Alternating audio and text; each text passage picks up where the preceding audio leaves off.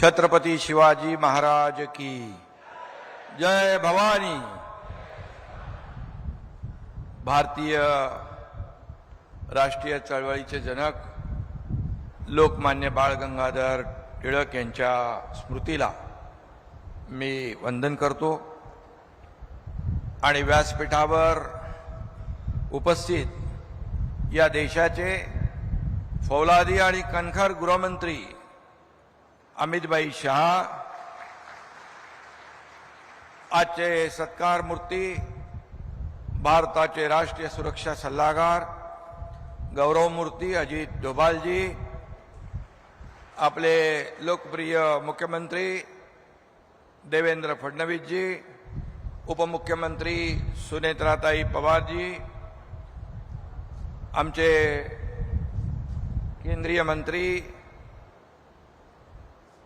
आमच्या सहकारी मंत्री आणि सर्व व्यासपीठावरील सन्माननीय मान्यवर, लोकमान्य टिळक स्मारक ट्रस्टचे अध्यक्ष डॉक्टर रोहित टिळक आणि ट्रस्टचे सर्व पदाधिकारी आणि सर्व मान्यवर बांधव भगिनींनो आणि पत्रकार मित्रांनो, आज 1 ऑगस्ट देशाला स्वराज्याचा मंत्र देणाऱ्या लोकमान्य बाळ गंगाधर टिळक यांच्या पुण्यतिथीचा दिवस।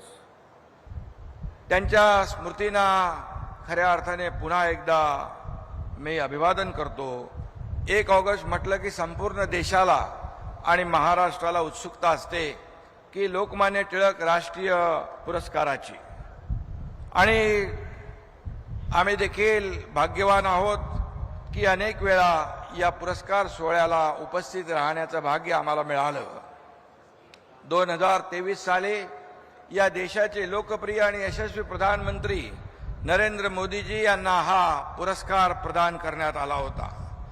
यापूर्वी श्रद्धेय अटल बिहारी वाजपेयी यांच्यासह अनेक मान्यवरांना आजवर या पुरस्काराने सन्मानित केलेला आहे।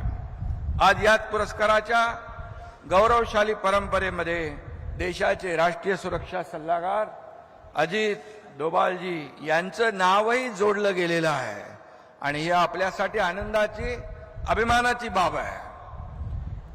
इसी पुण्यभूमि से लोकमान्य तिलक जी ने देश को स्वराज्य का मंत्र दिया था। देश की सुरक्षा के लिए अपना जीवन समर्पित करने वाले एक महान व्यक्तित्व का उसी पुणे में सम्मान हो रहा है, इससे बड़ी खुशी क्या हो सकती है। शेक्सपियर कह गए थे नाम में क्या रखा है, लेकिन मैं कहता हूं अजित डोभाल सिर्फ नाम ही काफी है। महाराष्ट्राच्या 13 करोड जनतेच्या वतीने मी त्यांचं अभिनंदन करतो आणि एक गोष्टीचा इथे मुद्दाम उल्लेख करतो। देश की सीमाओं की रक्षा के लिए अपने छाती की ढाल बनाने वाले डोभाल जी को अमित भाई के हाथों ये पुरस्कार दिया जा रहा है। ये दुग्ध शर्करा योग है, ये संजोग है। ये सिर्फ एक महान व्यक्ति दूसरे महान व्यक्ति का सम्मान नहीं है।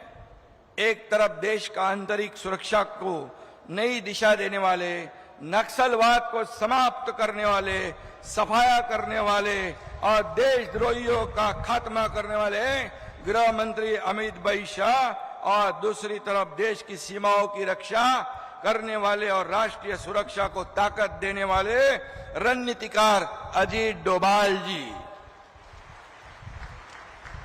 यह भारत की राष्ट्रनिष्ठा, राष्ट्र शक्ति और राष्ट्रीय सुरक्षा की संकल्पना को नमन करने का समारोह है। और मैं यह भी कहूंगा कि 2014 में इस कल्याणकारी सुराज्य की सरकार की स्थापना मोदी जी ने की। अमित भाई तो उनके साथ साहेब के तरीके से खड़े थे।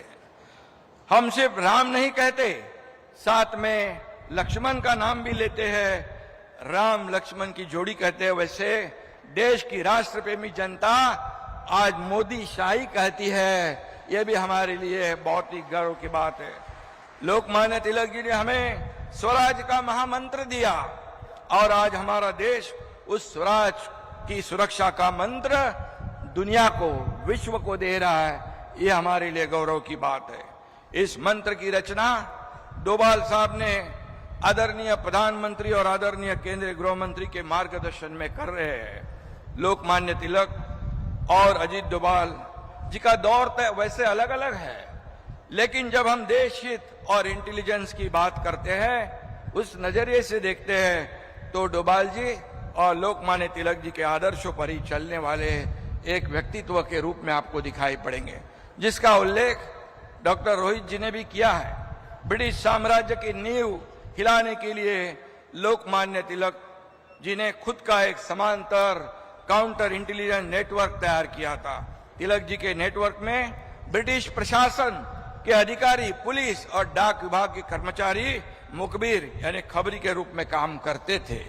ब्रिटिश क्या कार्रवाई करने वाली है, इसकी खबर लोकमान्य तिलक जी को पहले ही मिल जाती है, और डोभाल जी और हमारे इंटेलिजेंस एजेंसियों का नेटवर्क भी लोकमान्य तिलक जी के आदर्श पर चला रहे, ये भी हमारे लिए बहुत ही गर्व की बात है।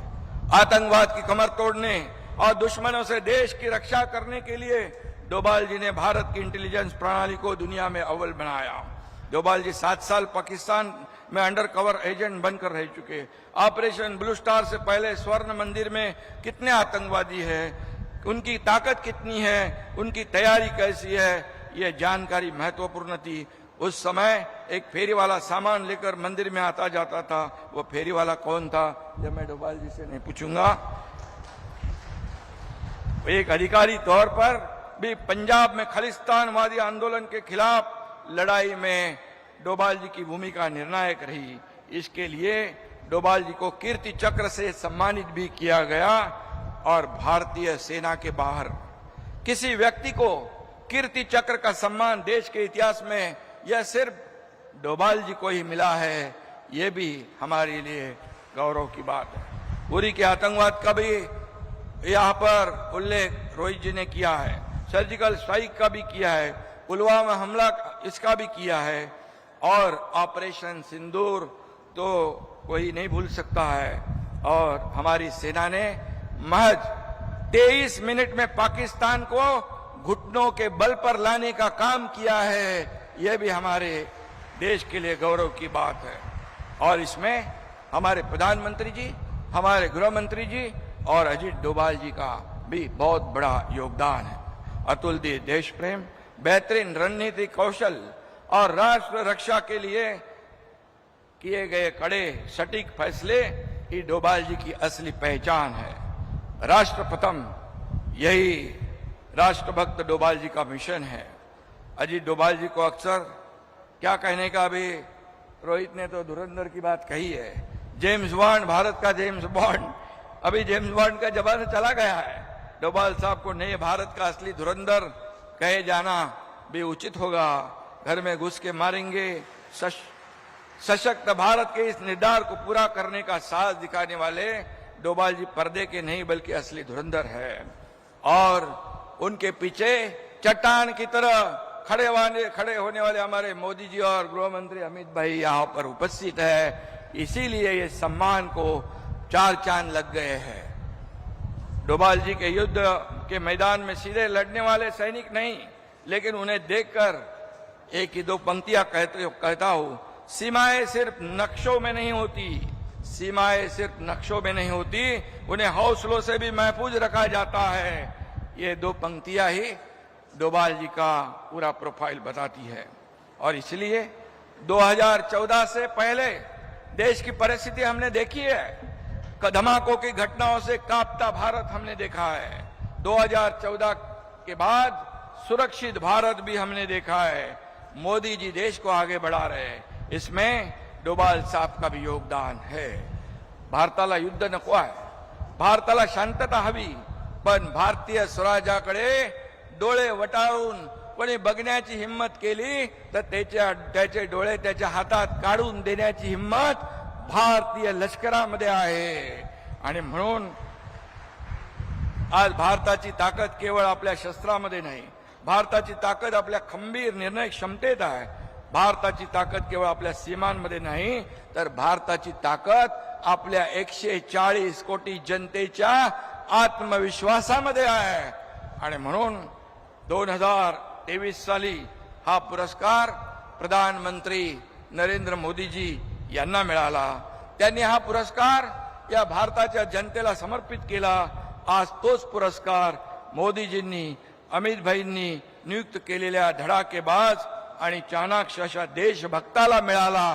त्याचं मी मनापासून अभिनंदन करतो, त्यांना खूप खूप धन्यवाद देतो आणि या देशाच्या सुरक्षा आणि इंटेलिजन्स परंपरेचा हा गौरव आहे। आणि रोहितजींना देखील मी धन्यवाद देतो की खऱ्या अर्थाने देशाचा सन्मान आपण केलेला आहे आणि म्हणून या पुरस्काराच्या माध्यमातून देशाच्या सैनिकांना, सुरक्षा यंत्रणांना आणि गुप्तचर यंत्रणांना हा पुरस्कार दिलाय। खऱ्या अर्थाने मी पुन्हा एकदा मनापासून धन्यवाद देतो आणि जाता जाता 4 ओळी सांगतो। नजर में मुल्क की हिफाजत का ऐसा जुनून रखा है, नजर में मुल्क की हिफाजत का ऐसा जुनून रखा है, जिस्म पर वर्दी नहीं सही पर रूह में वतन परस्ती का खून रखा है, जो खामोशी से हर साजिश को नाकाम करे। भारत माँ ने अपनी ढाल बनाकर ऐसा एक धुरंधर रखा है। त्यांना मी खूप खूप शुभेच्छा।